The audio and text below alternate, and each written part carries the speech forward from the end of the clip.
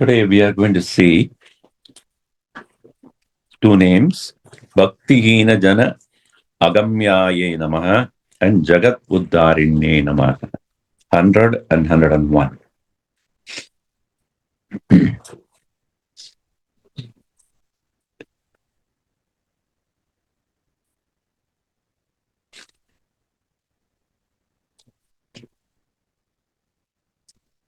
Gurudev,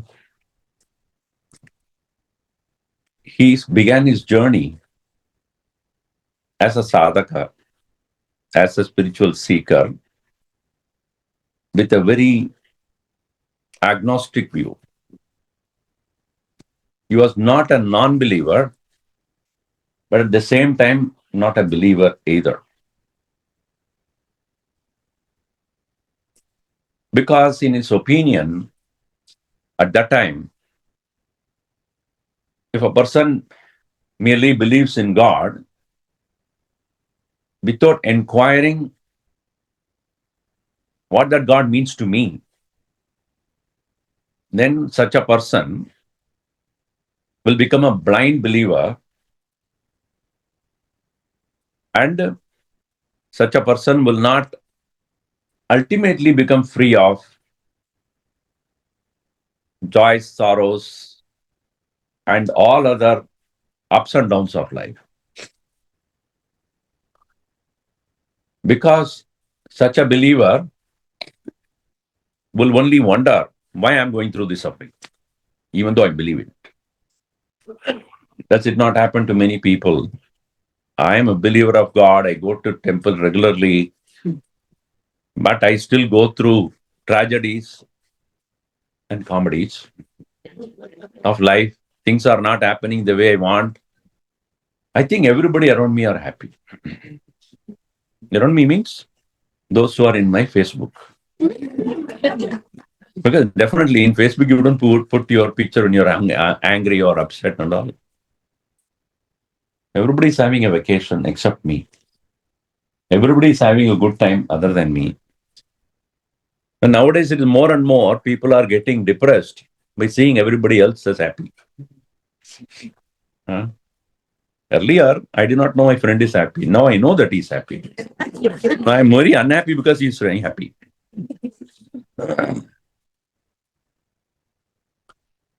So, why am I, in spite of my devotion to God, in spite of doing all religious things, going to pilgrimage, fasting and feasting, chanting some mantras and sotrams, observing all the religious festivals, but yet why? So this doubt, when it comes to the mind of a person, such a person will become a blind believer.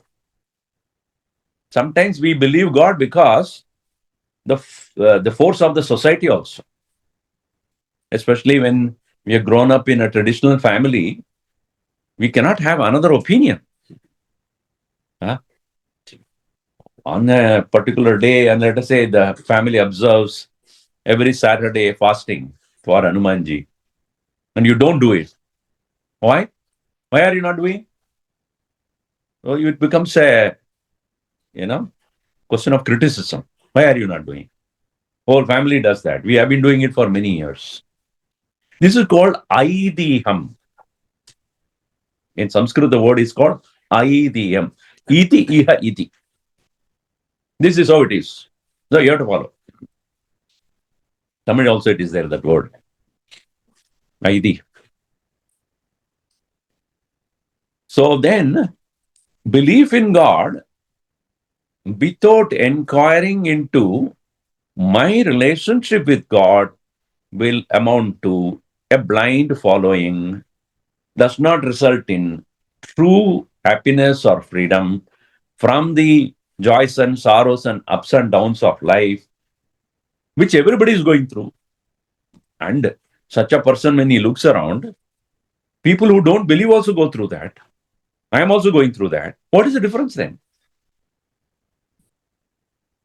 Or worst situation is that somebody who does not believe is more happy than me. There's some problem there.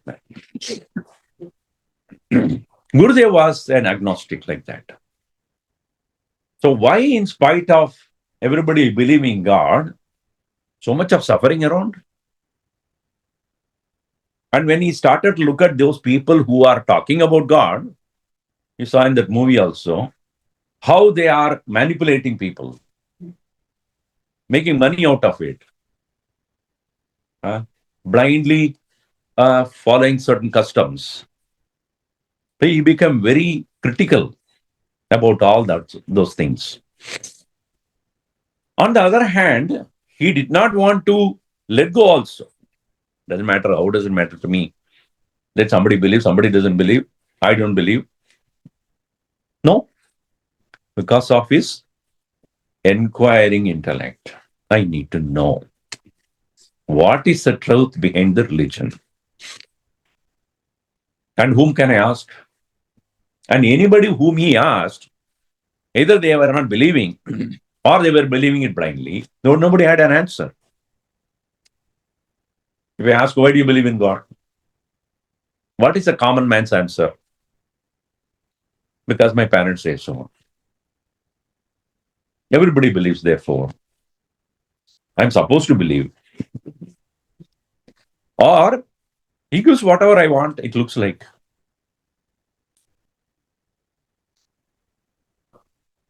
So this kind of a mental temperament Gurudev had led himself to the teachers in the Himalayas. And knowing the nature of such a student, Swami Ishwarananda directed him to the correct person. He also taught little things. But intellectual curiosity of Gurudev was so strong. Any kind of mere superficial teaching did not satisfy him. No, I want to go to the depth of it. That's when he moved on to Swami Tapovanam. And Swami Tapovanam was a very strict practitioner of Jnana Marga. So as soon as this boy came to him or young man came to him, he evaluated him, whether he is ready for this. Found him to be a fit student, he started teaching him. Slowly, when Gurudev got his answers through the study of Upanishads, he became convinced that there is God. And not only that there is God, that God can be realized in this very life itself. So there are people who believe in God, but there are not many people who want to realize God. Bhagavan hai, rehne do. So, let him be there. What is my connection with God? I just go there, once in a week or so, whenever. Namaskar for whatever he is doing. And then come back home. Some people go only once in 4 or 5 years to shave their head in the Tirupati or somewhere. Like we go for polling booth, You have seen president, anybody in person? So, he's there, he's doing his job. Well, let him do his job. In the same way, Bhagavan is doing his job. I have to do my job. So there is no connection. Intimate connection is not there. So when Gurudev studied Upanishad under Swami Tapovanam, he realized that the purpose of life is not blind believing in God or even just a belief in God, but to make him as the goal of life. God realization is the goal of life. And so the entire transformation took place in his mind. Even though went as an agnostic, with having a critical outlook about the whole thing, he became a sadhak, a serious follower of the correct understanding of religion, And he realized also philosophy practiced is religion. And unless philosophy is practiced, religion is merely a superficial engagement. If we don't know what we are doing, why we are doing, it doesn't fully satisfy the endeavor. The entire process will be merely a superficial, artificial engagement. So, when he decided to become a serious practitioner, and he told Swami Taponam, I'm going to the people again, where I came from, and I'm going to give them the correct knowledge of the Upanishad, so that people who blindly following religion no more do that. They should know why they are doing it. And I should also emphasize that God realization is your goal. So Swami Tapovanam said, all are not sadhus. Everybody has got so many different responsibilities, goals of life. How do you think you will ever be able to convince them? And secondly, in the process of living with them, talking to them, interacting with them, you will get sucked into this, into their ways of living. Therefore, I warn you, caution you not to do that. Gurudev took a permission from him for an year of travel. I said, well, travel around and see what is the status, and then come back to you. So thereafter, he started to travel, to go to different places, observing. And being a journalist, he was constantly having the observing eye. Then after many months of travel, he came back to Swami Taporam and he said, I'm convinced that I have to go. So he said, if you are a true sadhak, you will be saved. But the best place to practice is here, where you will not be disturbed by anything else. The world of Maya will not capture you because you are not living among the worldly people. You are living among the sadhus. So obviously, your interaction, talking, and then the whole life will become fully focused upon this. But anyway, if you would like to proceed on, my best wishes to you. So he started the journey, as I said, as an agnostic, and then he became a person of knowledge. But what we saw in him over a period of time, that he became a great bhakta. While interacting with people, he realized how much people are so far, far away from the original purpose of human life. And what is lacking in all of the people? Not that they lack worldly knowledge, skills, ability to do things, creativity, everything is there. One thing lacking in all of them is bhakti, devotion to God. That is the reason why not only he created Sandipani Sadhanalayas to teach, but created many temples. And he said every center should have a place of worship, because it is possible that people may not come to listen to the lectures, but they will come to the temple.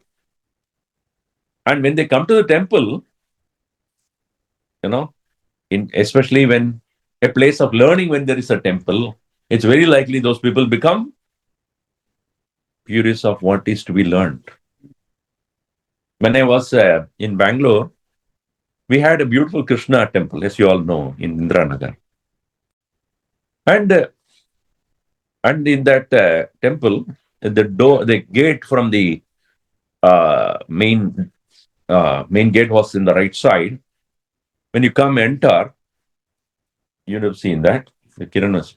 So the hall is facing the pathway.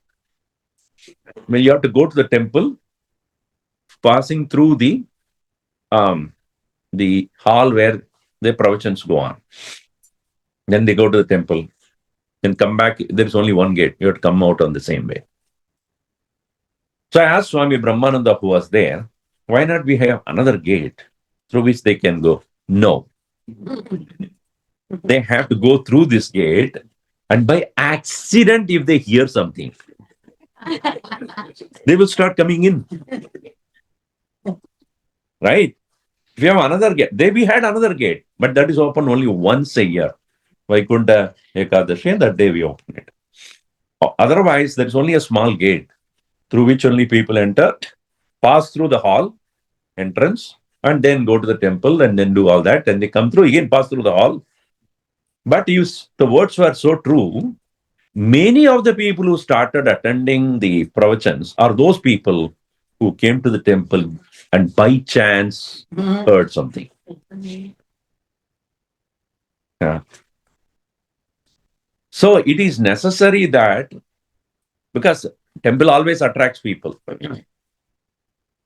Because people believe in rituals and worship and prayer and other things. But how many of them would be interested to know why? And when that also is given to them, then only it is, the devotion is complete. So therefore, Bhagavan Krishna, in the Bhagavad-Gita, he said, definition of a bhakta. Because the topic that we have is Bhakti-heena-jana-agamyaayai Namah. One who does not have, or those people who do not have bhakti, Bhagavan is not available. Bhagavan is not available for those who lack devotion. Bhakti-heena-jana-agamyaayai Namah. So you may go and worship God, but is he listening to you? The priest is listening to you, but Bhagavan is not. He's looking at whether you have true devotion or not. See, when people go and worship God for the sake of money, health, wealth, something else, then your devotion is on that only. Oh Bhagavan, ye de do. So aapka devotion is where? On the money. That's what you want, right? Bhagavan, if he doesn't give, then you go to another one. So where is your devotion? Bhagavan Shankaracharya writes in his commentary, like a servant who is working or who is serving a king, maybe a servant who is he's doing a seva to the king. Seva means it's attending the king. So he is there for maybe 8 hours, or you are all, let us say that you are all going to the office place. So around 8 to 10 hours you are spending time in the office. Where is your devotion? Where is your love? In your wife, right? I hope in your wife or your children. So where are you spending maximum time? In the work. Where is your love? In the dog. So you see, your love is somewhere else, but you're serving somebody else. Correct or not? And even that serving is for doing something to them. Correct or not? Even the servant who is attending to the king is not loving the king. He's loving his wife. This is what Shankaracharya writes. And even that service is meant for what? Meant for doing more to your family. So is it not dichotomized? What you are worshipping and whom you are worshipping are different. So you're worshipping God, but having love in what? Wealth or health or something else. That's why when nowadays people say, Swamiji, nowadays lot of crowd in many temples in India. Why nowadays very many crowd? Do you think suddenly devotion has increased in India? No, uncertainties have increased in India. I'm not getting what I want. I want more and more. So whom do I go to? When I cannot get it from anybody else, I tried my best, but I'm not able to get it. Then, chalo, Tirupati jayenge.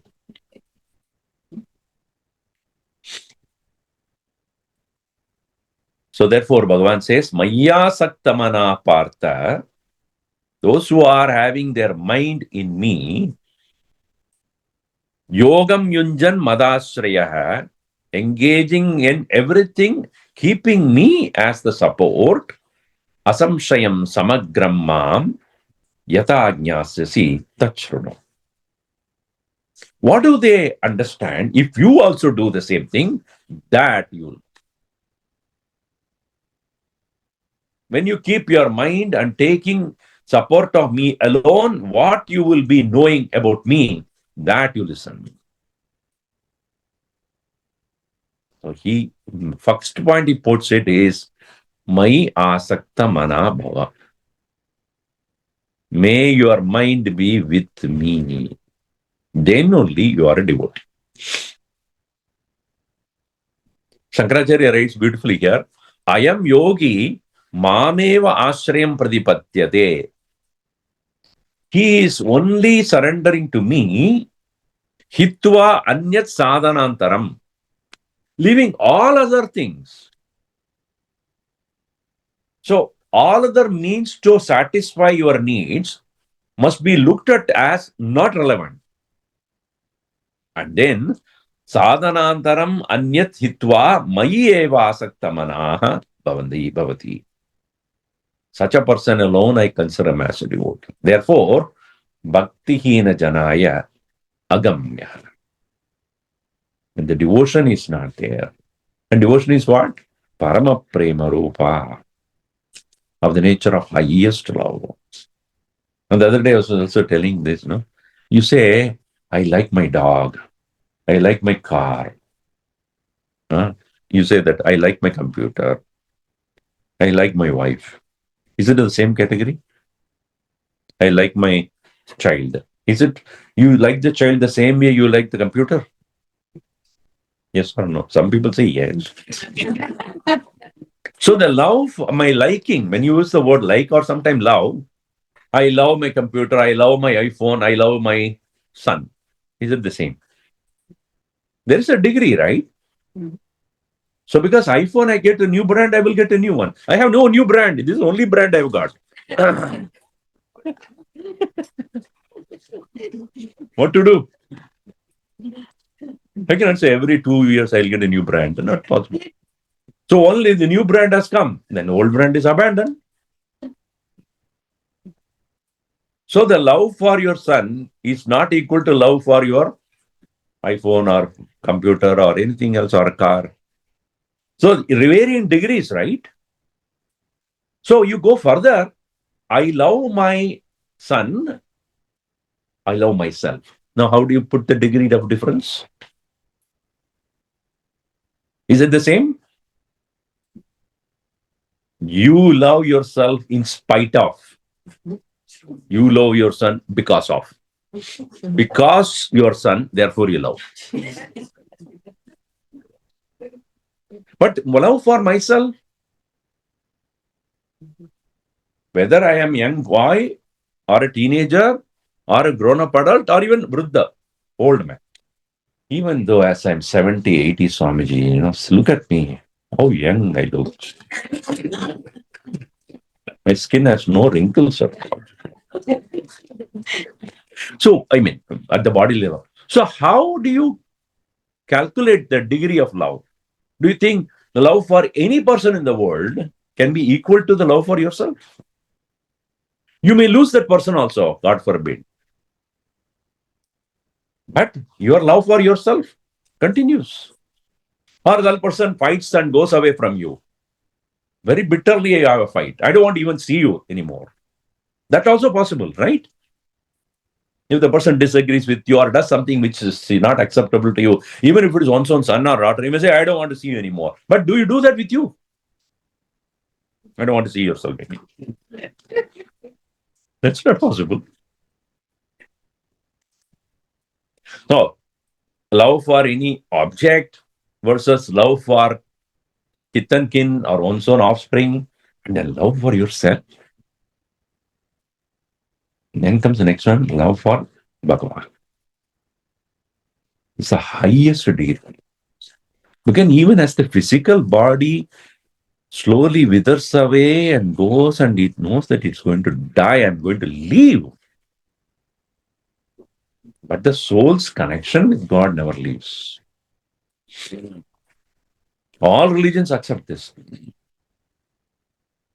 So love of the soul to the Supreme Soul is not comparable at all with anything else. That love is eternal love. But unless we discover that eternal love, all other loves will persecute us. Seriously. Yes. Because it's going to go at some point of time. And that causes great anxiety, fear, insecurity. Correct? As one ages also, the insecurity comes in. How long? How long I will be there in this body? I'm not able to get up. If I get up, I cannot sit down. If I sit down again, I cannot get up. All those things, bodily identification, slowly when it is you have started to get the unavoidable old age, etc. I want to get rid of it also.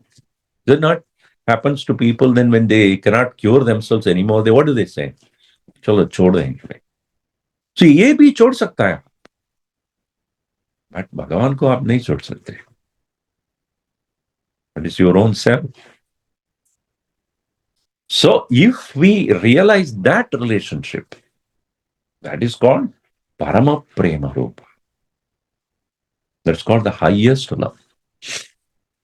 And those who have gained the highest love, Ananya Cheta Satatam Yomam Smarati Nityashaha Tasyaham Sulabha Partha Nitya Yuktasya Yogina. If one started to gain that kind of a love and slowly strengthens that by continuous remembrance of that, such a person, aham sulava.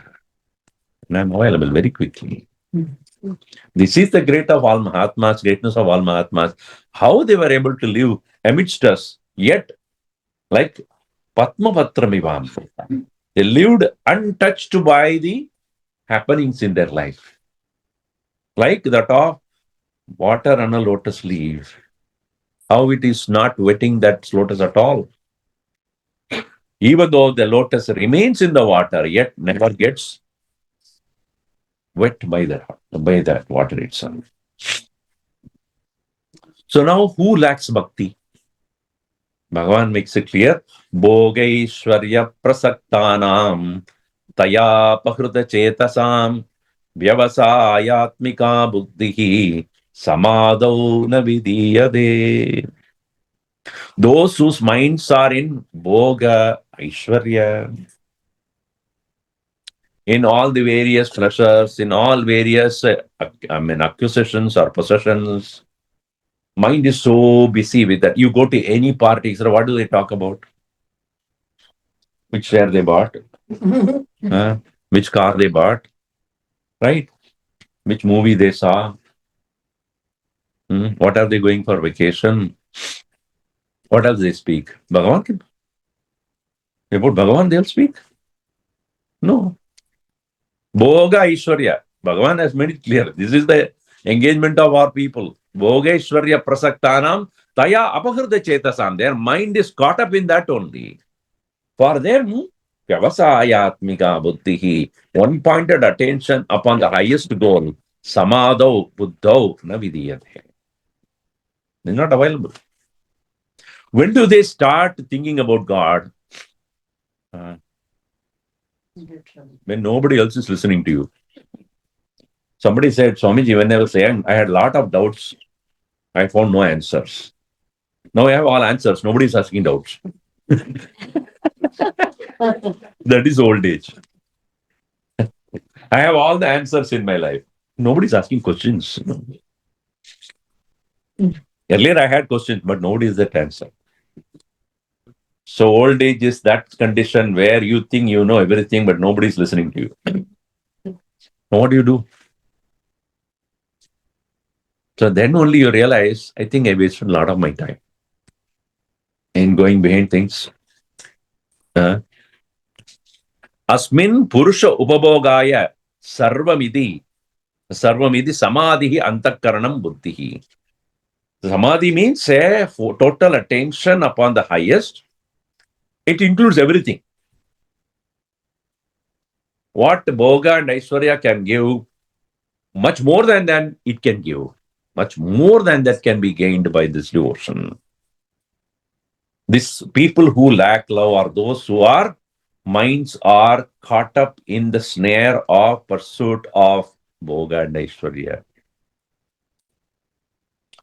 Second one is ye tvadedavyasuyantah na anutishtanti me matam sarvajnana vimudanstan vitti nashtan achetasah.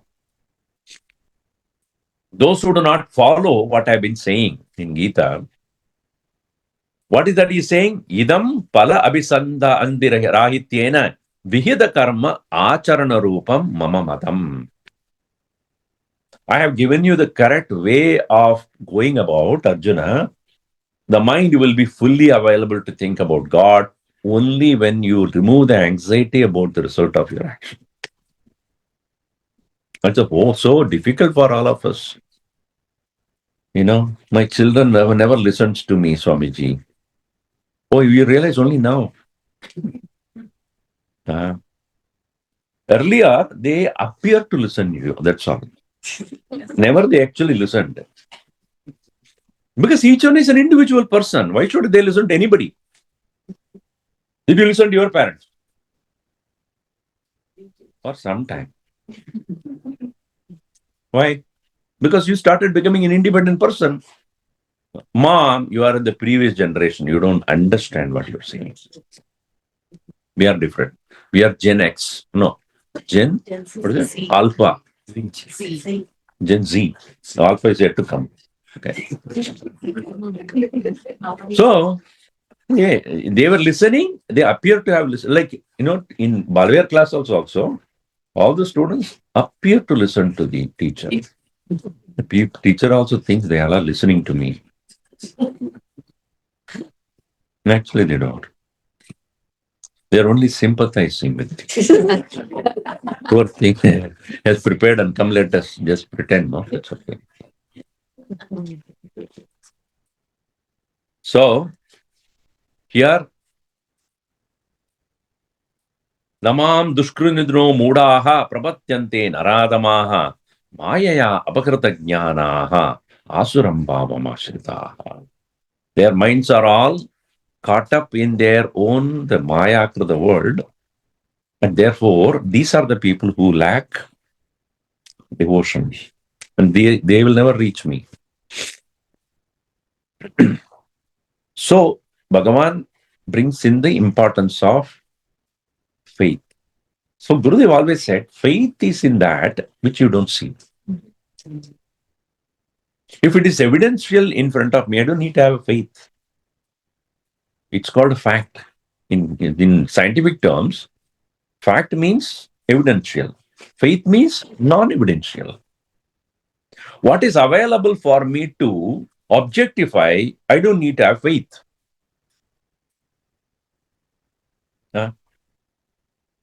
When I look at you, you look like you're listening. Okay, I have a faith that you're listening. Because I can't see it. Only when I ask questions, I know. See? So what is evidential? I don't need to have faith. When I put my hand in the fire, evident. Have faith that fire has got heat. Is it a faith? It's a fact. Correct?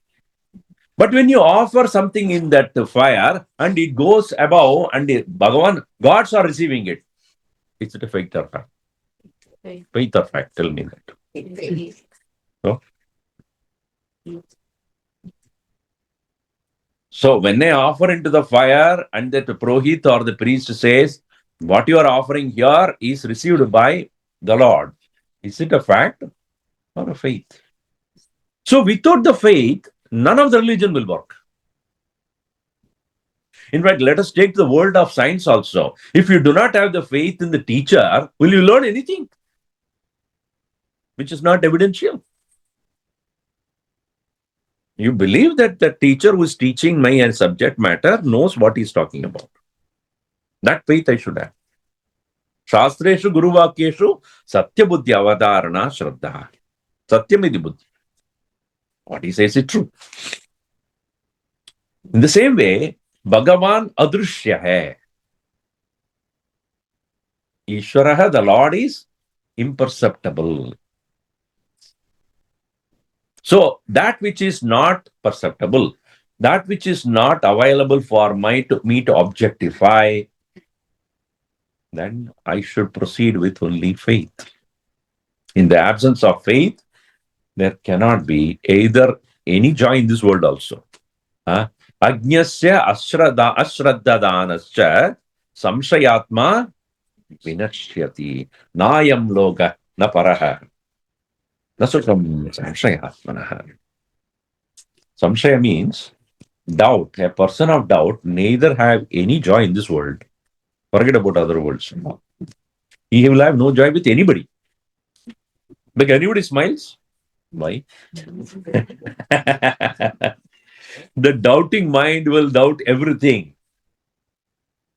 Correct? He cannot have a peaceful life in this world also.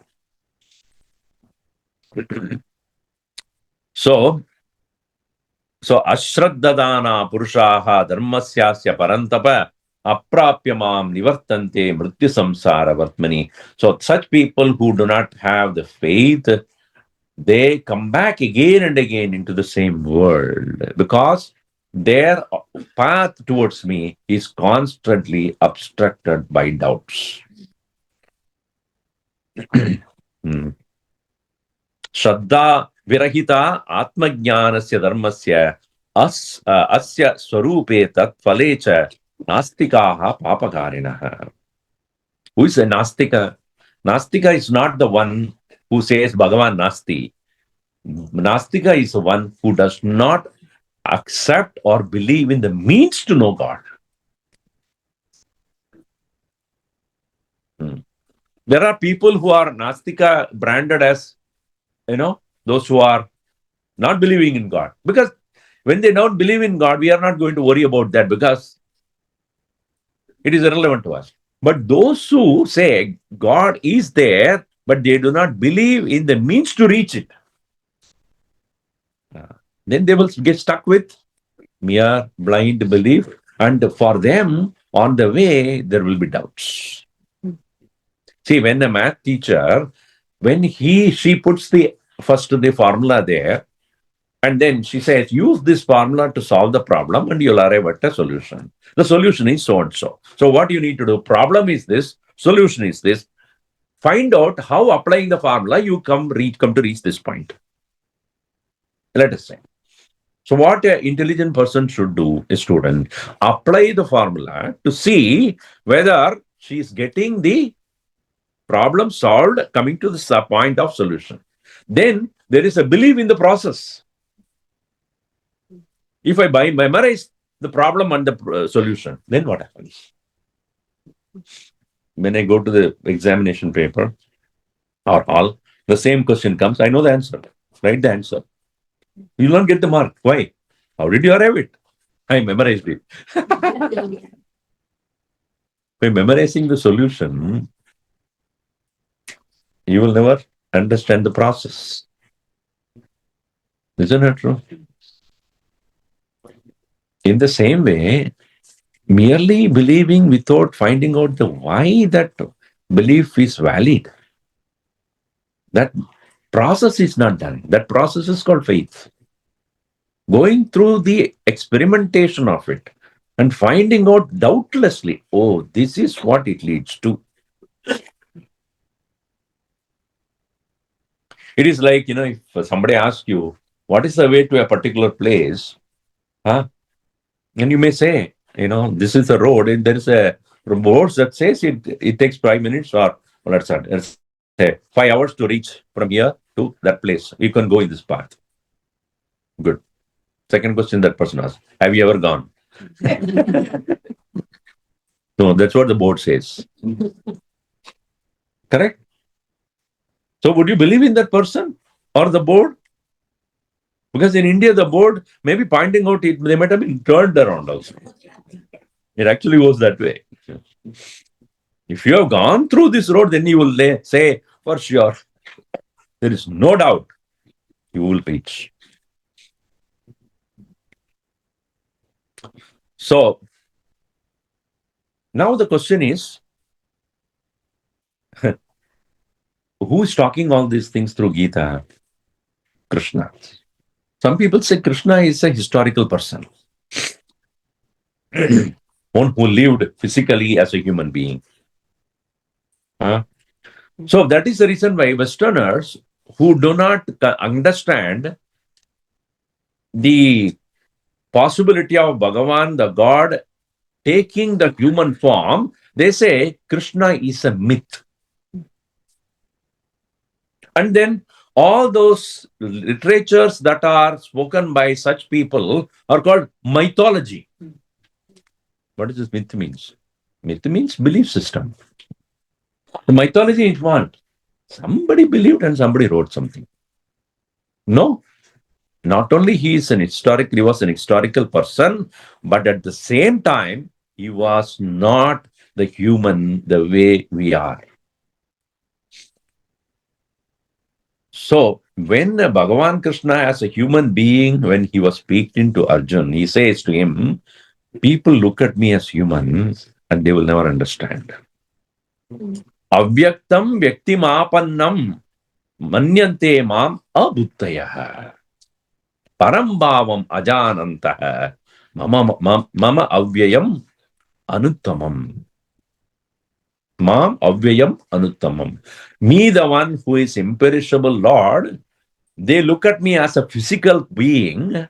From unmanifest condition, I came to manifest like anybody else. And therefore, they don't believe that me, who is standing in front of you as Krishna, is none other than the Ishwara of the whole world. So, avyaktam sarva karanamapi mam vyaktim karya rupatam matsya kurma adi aneka avatara rupena praptam iti. Me, the one, they say that various avatars I have taken, so also Krishna avatar is one of the avatars. No, I am not just a manifestation from one condition to another. I am that Lord who lives in everybody's heart itself. This, those who do not know also can never have devotion. See, that is the reason why people who, even those Mahatmas who have realized the highest truth, when they, as a human being, when they talk to us, we have our own doubts, right?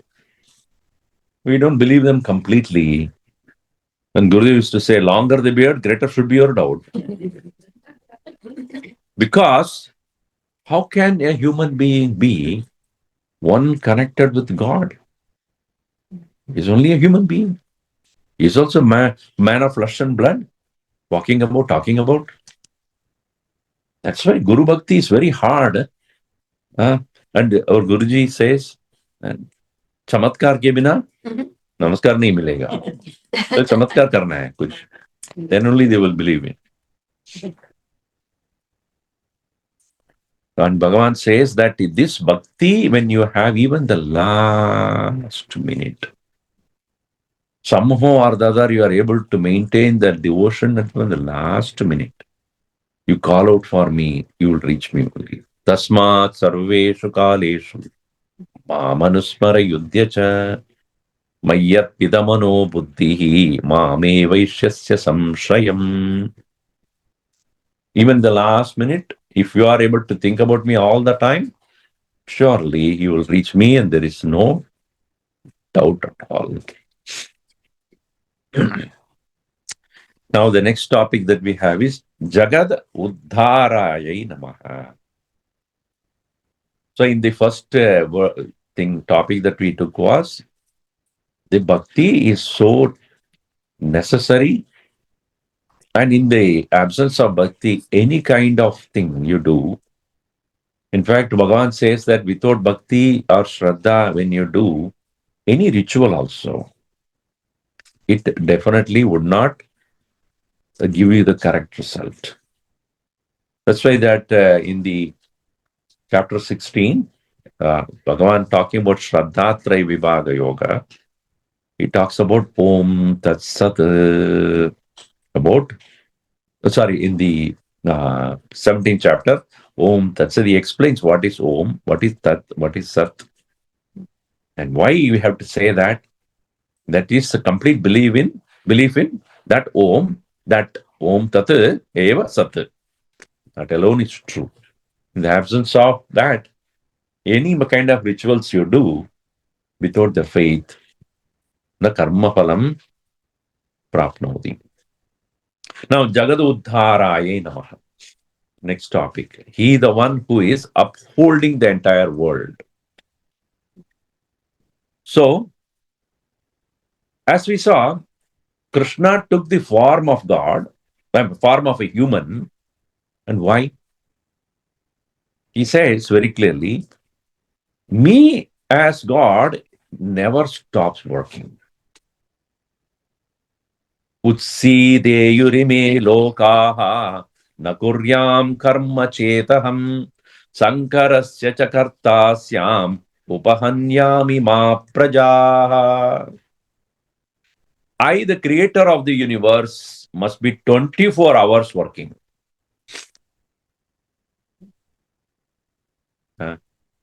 Your body is 24 hours working. You know that, right? Does it take rest? If body takes rest, we'll all be there for you to take you to nearest place where you can eternally rest. This body is working 24 hours. Bhagavan's creation. See, if you look at Bhagavan's creation, it never stops. 24 hours working. We only take holidays. We get tired also. Right? And he says very clearly, Utside yuhime loka.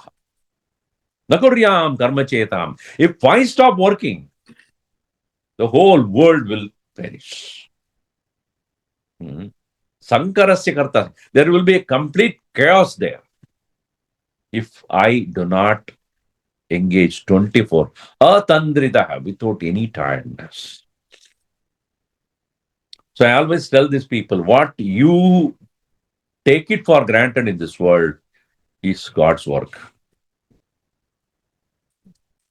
Wind is blowing, right? Sun is rising, sun is in one place anyway. So sunrise and sunset and water and seasons and then all the various trees and plants and the entire galaxy, the planetary system, everything. Does it take any rest at all? Sundays, all the planets stop. Chalo. आज तुम छुट्टी लेंगे छुट्टी सबको finished. Everybody will perish. Even one few minutes, somewhere I saw one state, this thing, how much time it takes for your body to perish after your death, My brain, few seconds. If few seconds you do not have proper oxygen in your head, that end. So we take it for granted. Many things that we create, almost all things that we get, take it for granted. Bhagavan says, that's my work. You don't interfere, okay? I'm doing that work. So, how does he uphold this entire universe? He says, I have two prakritis, as he explains. Etat yonini bhutani, these two of them, sarvani tyupadaraya. aham krishnasya jagatah prabhavah pralayah tadat. I make sure that my power called Prakriti is making two of them, Para and Apara Prakriti. These two are continuously working under my command. Krishnasya chara acharatmakasya jagatah sarvasya karyavargasya prabhavah utpatti karanam pralayah tada vinasha karanam aparak prakrite chetana acetanatvat paraprakrtaihi chetanatve api kinchit jagat kinchit tvadi ishwarasya eva sarvakaranatvam yuktam. भगवान कारण रूप है जगत का. The entire cause of the world, not only creation, sustenance as well as dissolution. Karana Rupa Paramatma. He is the very cause of the whole thing. Because the world consists of two things, inert and sentient. And inert cannot do anything without the presence of the sentience. Right? A tree or the plant cannot be giving the flowers to you unless it is alive. It is alive means what? It has Chetana. It has consciousness. The moment you plug it away from the tree or the plant, it starts loose. It is the plant that gives the power to manifest to the flower. The moment you cut off from the plant, it's lost its consciousness. It's only decoration now. It is not live. Just like you cut off your finger. Now you are able to do this. Right? Cut off this. Then what happens? Does it move? It won't. Why? Cut off from the Chetana. So, inert as well as the Jiva, all of them, for them to function together, I am the Karana. That's why he says, I am being a Karana Rupa Paramatma, I continuously uphold the entire universe. Maya adhyakshena prakritihi suyade sacharacharam hetu nanena kaunteya jagat viparivartate. Under my supervision, Maya under my supervision alone is continuously doing everything. Outside seasons are going on. Now spring is there. Then after some time summer. Then after that sometime, then what is it? Santa Ana. No, what is it? Santa Ana, winter. Fall. And then winter. Then Winter. winter. So this continuous season is not happening on its own account. The one following the other, and then again that is followed by other. It's a cycle.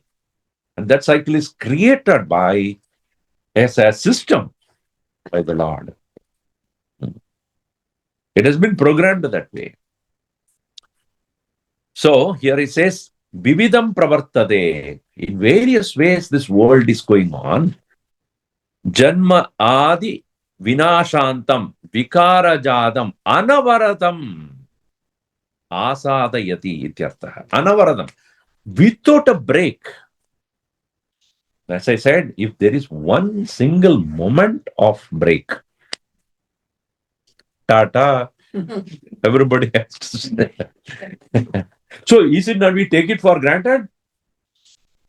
If you are not having the faith in tomorrow there will be a day, will you go to sleep? Tomorrow is apocalyptic. Is that? Apocalyptic.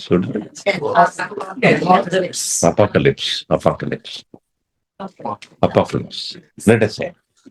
You will go to sleep. Then tomorrow the world won't be there. Then what do? Store everything in your bunkers. And so that is different from the world, I am going to store everything. What happens? Because that world is going to perish. What about that?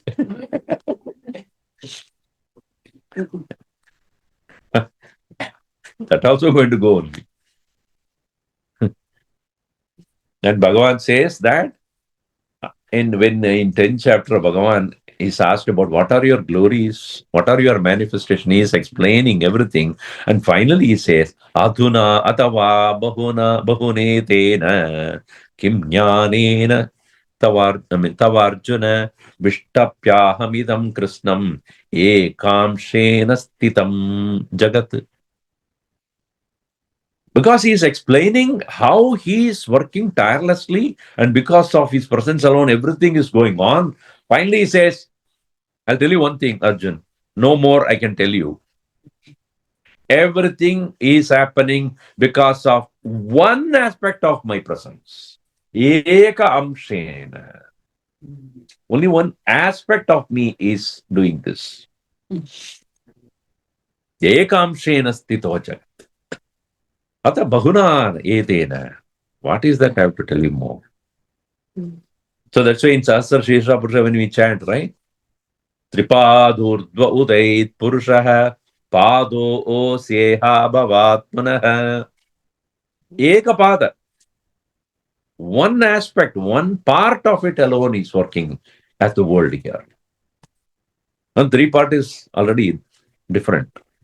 So Visheshadaha Stambanam Vidaranam Sarvabhuta Swarupena Sarva Prapancha Upadana Shakti Upadikena Enam Padena Krishnam Jagat Vidritya Sthitam Asmi iti Sambandha. So the Lord's presence is only in the form of a small part of it is working in this world which supports the entire universe. Only small part. Sarvabhuta Swarupena Sarva Prapancha Upadana Shakti. So, if we understand that every one of us working what we do is what actually makes the entire world grow around. If I don't do what I need to do, what if she doesn't know what she is to do, if she has not done what she has not done, we will not be here, right? Why are we having this satsang today? Let us say I decided not to come. Will it be there? Or she decided not to host. Will it be there? Or somebody decided not to cook. Will it be there? So when we are all here, it is because of she did her work and she did her work and I'm doing my work. Then only this whole, even a simple thing like here can happen only when the collective endeavor of all the three of us or more of four of us, five of us. If you understand in the simple example, unless those participants in that whole engagement or in the work, if they don't do their part of it, there cannot be happening there. Look at your body. Every part of your body is doing their part of the work without you saying anything. Thank God. Don't you are not doing anything about it. You're not looking at lungs every day. How are you doing nowadays? Heart, spleen, lungs, liver. Do you address them? Hope are all fine. Okay, doing very well. Nothing. It goes on. So, how does Bhagavan make sure this world is maintained? Through each one. Making you do what you need to do. That's why he says, Sarvabhuta Swarupena. Unlike the other religious percepts or other religious belief, God is somewhere sitting there, commanding each one of us to do what we are doing. He's not too far away, he's sitting inside, making sure that you do what you are supposed to do. Then we realize that Bhagavan get things done through me, through everyone, for this world to go on. So my part I have to do. That is only way I show my gratitude to God. Because what I'm receiving is from the entire world. So don't I have to do my part of it? Huh? If my body has to be healthy, I should do at least a part of taking the food and putting it there. नहीं करूँगा. मर जाओ फिर. So if you don't do that part of it, taking the food, that's the only part you have to do. What else you need to do? Everything else is taken care. So in the same way, your part of it, when you do it, you have already done your seva to Bhagavan. Knowing that I have done my part as my offering to the Lord. Because of which the whole world is going on. You don't need to, as somebody said, you don't need to do great things in this world, but do everything that you in a great manner. Whatever you do it great. You don't need to go do great things. Do it well. That's what Bhagavan has been saying. Do it well. That is your work that you're doing to me. Tameva sharanam gaccha sarva bhavena bharata. So, now if we say, the last point here is, if you say Bhagavan is the karana or the cause of this whole world to going on, what is going on, does he not become the bhokta of this world? Does he not become the enjoyer of what he's doing? No. You know why? I was thinking about it. How can we say Bhagavan, even though he does through everyone, but even as he admits himself, Bhoktaram Bhajnatapasam Sarvaloka Maheshwaram. I am the enjoyer of everything. But there, the Bhokta word is not a person who is, Bhoga in the form of releasing. Bhoga in the form of receiving. I am the receiver of all the offerings that anybody gives to any god. I am the receiver. I am not the releaser or indulger in this. So how, having created this world, he does not become an indulger in this? The simple answer that I came up with is, so when you go out today, after the satsang, there is sweet. Jalebi, let us say. I don't know. No? Okay, whatever it is. Payasam, whatever. Okay. When you eat a sweet or anything,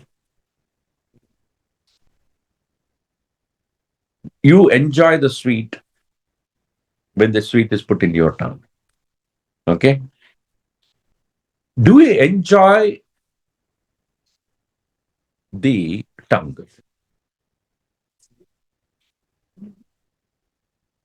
Now enjoy the tongue right now. Enjoy the tongue. Come on. Can you? Kyunki Bhagavan is in everything, therefore he cannot be an enjoyer. As much as I am there in the tongue, therefore tongue is not a source of enjoyment. Correct or not? I can only enjoy something other than me. If the sweet is other than me, I use my tongue as a means to enjoy. But me is there in the tongue also. And the tongue is enjoying the sweet because sweet is other than me. So the sweet is enjoyable. So too, if Bhagavan is everything, what does he enjoy?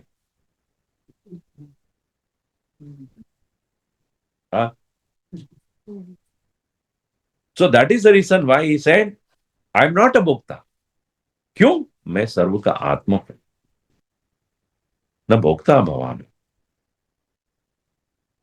I cannot be a bhokta or enjoyer of anything, really speaking, because I am there in all things as its own Atman. If I'm different, there is something different from me is there, then I become a bhokta of it. Correct? So that is the beauty of it. Why Bhagavan, in spite of the creation or the creator good he has, he does not become an enjoyer of that creation, because the creation is not different from himself. The whole world is his body. How can it be that he can have anything else other than himself to enjoy? So, Jagat-uddhaarakaya Namaha. Uddharaya Namaha. This way, he the one who is upholding the entire universe. Why does he do that? So that the individual jivas can overcome their vasanas through engaging in their actions, exhausting their vasanas with the intent to realize God. When they do it, for the purpose of sadhana is this world. For the purpose of our own evolution is this world, not for any other purpose. When we realize that, then we know Jagat is constantly being upheld by the Lord for us to evolve through this. Hmm. It is like the child is not walking and then you hold the child's hand, right? So until it becomes ready to walk, you are holding that child's hand is meant for the child to become independent. If the child is constantly holding on to your hand only, then you have really not helped the child. At some point of time, you have to leave it. The child has to walk on its own. In the same way, Bhagavan is upholding the earth until you need it. The moment you realize who you are, dumb. He will hold. He will just make it disappear right away there. Because you don't need it anymore. That's therefore Jagat-uddhaaraayai. So we saw these two names today. Bhakti-heena-jana-agamyaayai Namah and Jagat-uddhaaraayai.